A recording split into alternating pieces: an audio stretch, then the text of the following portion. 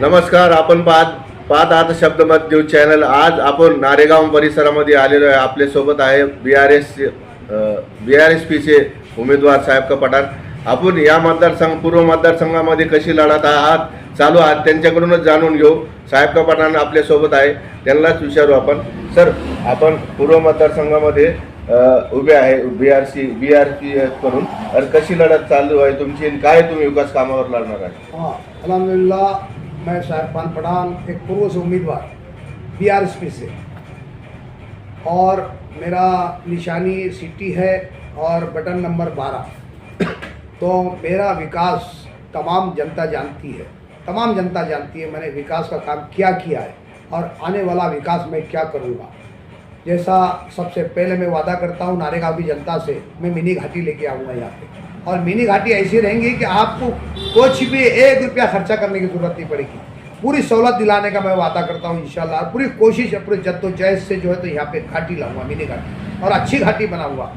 और एक यहाँ पे स्कूल ऐसा बनाने का कोशिश करूँगा जहाँ बच्चे जो अच्छे एजुकेशन कर सके, अच्छे अधिकारी बन सके, डॉक्टर, इंजीनियर, टीचर, तमाम जो है तो IPS ऑफिसर बन सके, तो IAS ऑफिसर बन सके। इसकी मैं जो है तो आगे जो है तो इंशाल्लाह 100% जो है तो काम करूँगा।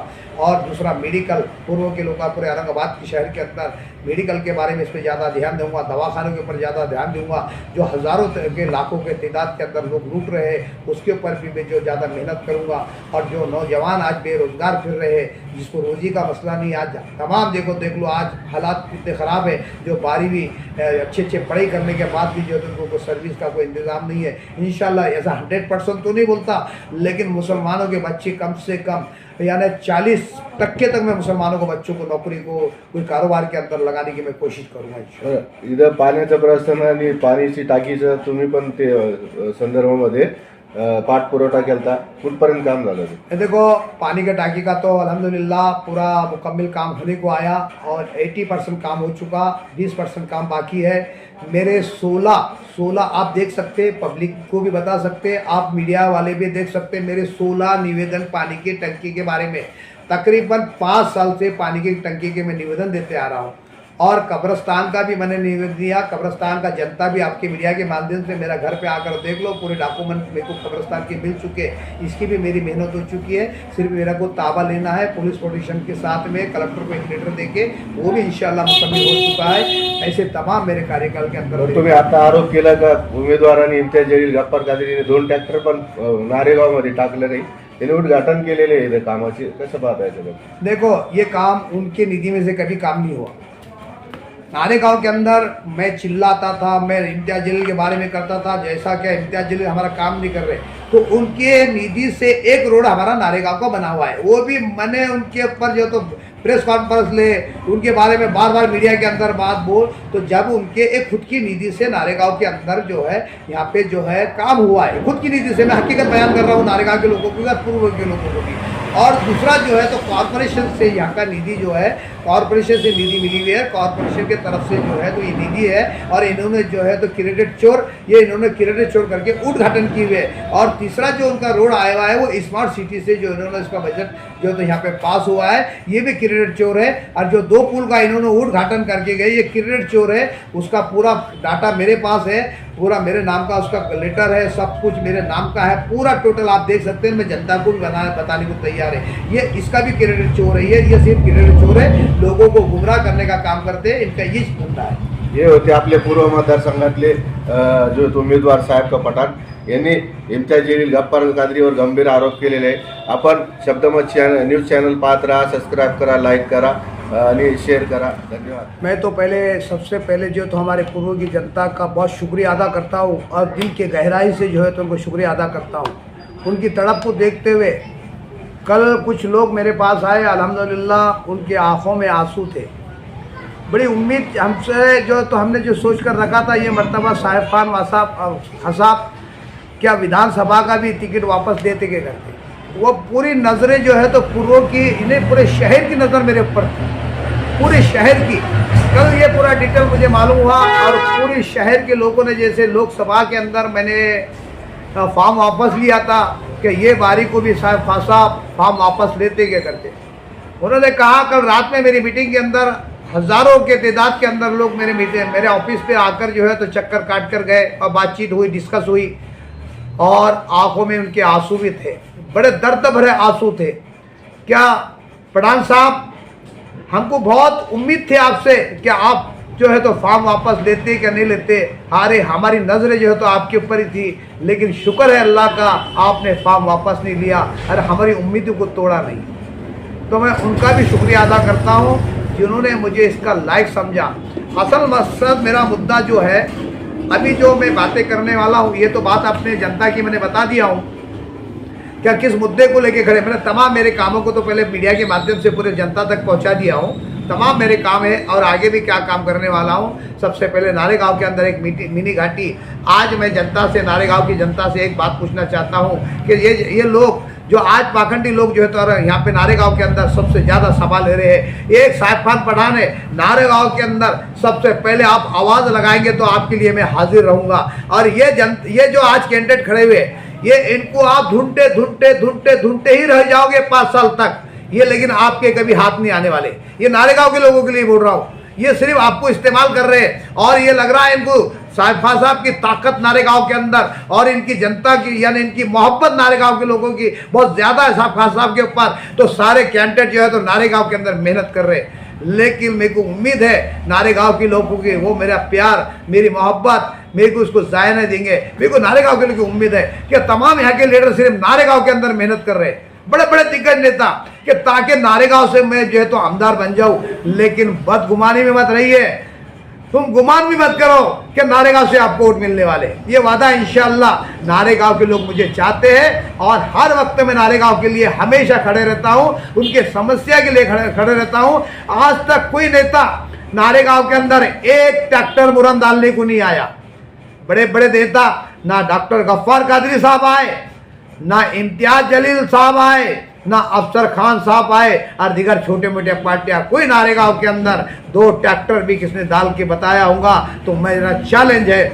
मैंने जब भी नारेगांव के अंदर बड़ी बड़ी आवाज़ उठाई, नारेगांव के अंदर हर समस्या सॉल्व किया, कच्चर पट्टी बंद कराया, पोल का लाने का काम किया, ये तमाम मैंने काम लिया। ये पाखंडी लोग अपने खुद के कार्यकर्ता की नहीं हुए। एक मिसाल ले लो, एक मिसाल देता मैं आपको, ये खुद अपने दिग्गज नेताओं के नहीं होते तो तुम्हारे जनता के क्या होंगे। ये आज एक मिसाल में बताता आपको, एक अरुण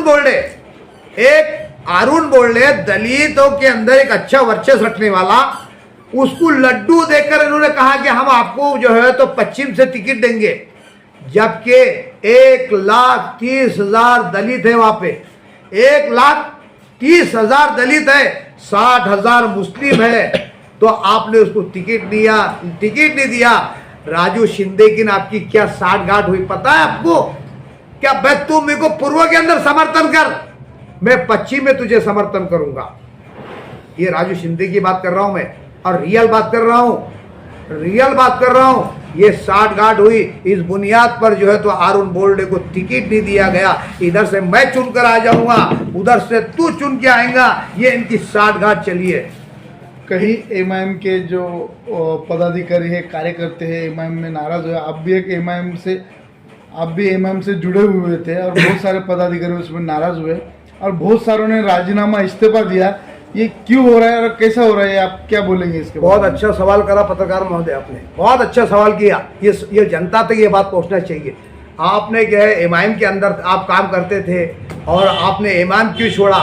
अल्हम्दुलिल्लाह मैं पहले ये जनता को बता दूं, जब मुझे समझ में आया ये वाकई में जो है तो मुसलमानों की दुश्मन पार्टी है, जातिवाद करती है, भेदभाव करती है, यानी हिंदुस्तान के अंदर माहौल खराब करने का काम करती है, उसी दिन मैं समझ गया कि वाकई में ये पार्टी जो है तो देश के लिए घातक है और देश के लिए खतरा है। उसी दिन मैंने इस्तीफा दे दिया। मतलब ये पार्टी मुझे चलती नहीं है, तो देश का माहौल खराब करती है, आपस में जो है तो तोड़ पैदा करने का काम करती है। मैंने उसी वक्त ये इसको बर्खास्त कर दिया। यानी डॉक्टर गफ्फार कादरी साहब को मैंने कहा था, डॉक्टर साहब ये पार्टी मुझे चलती नहीं है। अरे साहब भाई अच्छा काम करो, ऊंचे पद पे जाएंगे। मला नहीं, मुझे नहीं चाहिए ऊंची पद, मेरे को जरूरत नहीं है। अल्हम्दुलिल्लाह मैं सेकुलर आदमी हूँ, एक हिंदुस्तानी हूँ, हिंदुस्तानी ख्याल रखने वाला आदमी हूँ। लेकिन डॉक्टर साहब आपको तो पूरे कारनामे मालूम थे, पूरे टोटल इनका बायोडाटा मालूम था। अगर से तुम जैसा मैंने इसको जो है तो पार्टी को धुतकारा था कौम मिल्लत के लिए, ये कौम की दुश्मन पार्टी है, उस वक्त आपने छोड़ देना चाहिए था।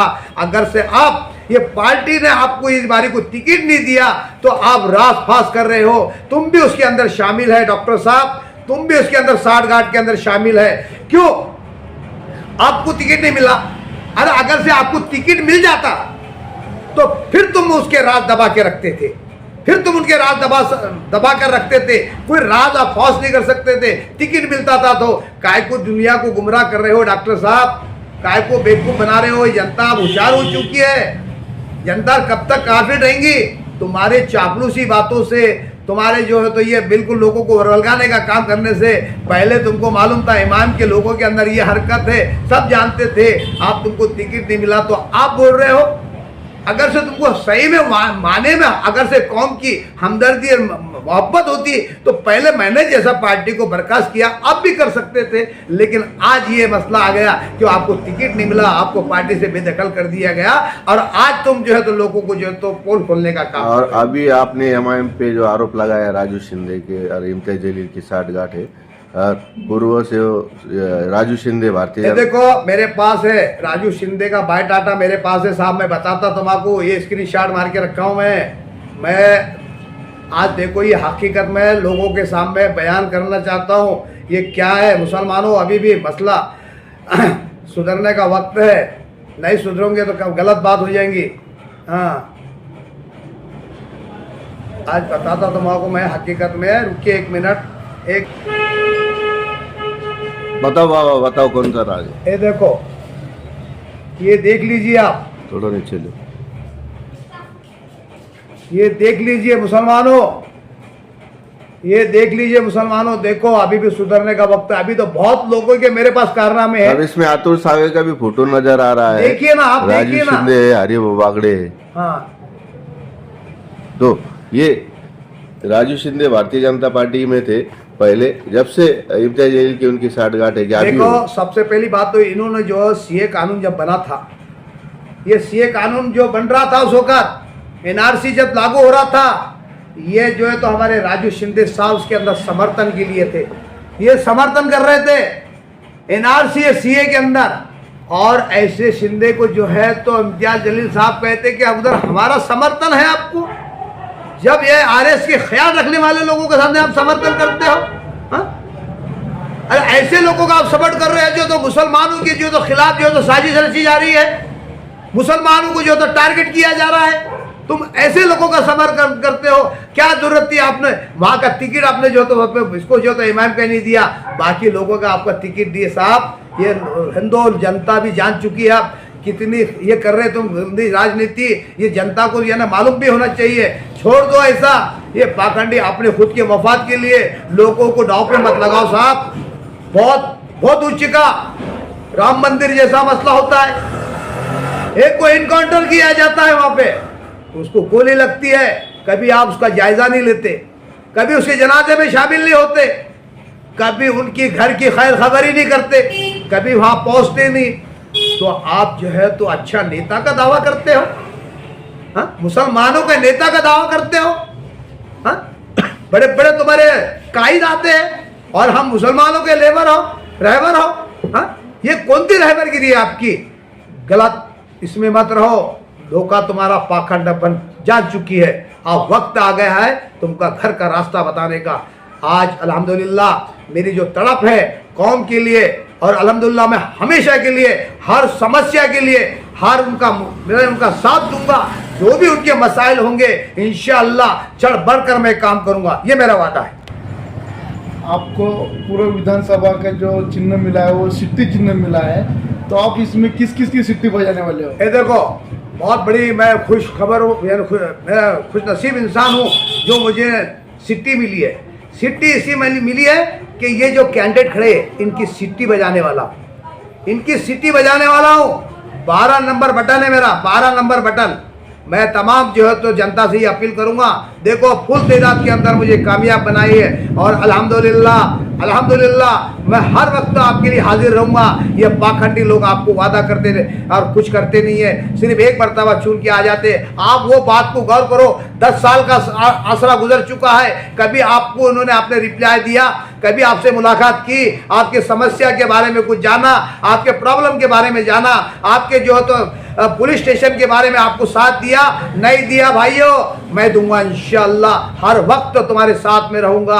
ये मेरा साहिब खान पठान का वादा हूं, दिल के गहराई से बोल रहा हूं, तड़प कर बोल रहा हूं। हर वक्त तुम्हारे लिए मैं, हर समस्या के लिए मैं जो तो हाजिर रहूंगा।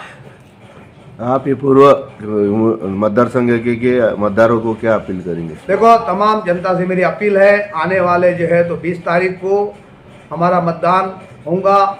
सुबह 7 बजे 6 बजे वहाँ पहुँचिए और पूरा 100% ऐसा लगना चाहिए कि 100% वोट होना चाहिए। ये हमारा अधिकार है और हम वोट नहीं करेंगे तो अब कोई पाखंडी चुन कर आएगा। मेरे भाइयों, मेरे बुजुर्गों और दोस्तों, मेरे नौजवानों, मैं ये एक अपील कर रहा हूँ, तमाम घर से निकल कर अपना पूरा एक 100% ऐसा लगना कि मुस्लिम इलाके में 100%, दलित इलाके में 100% वोटिंग हुई। तमाम मैं जनता को ये अपील करता हूँ।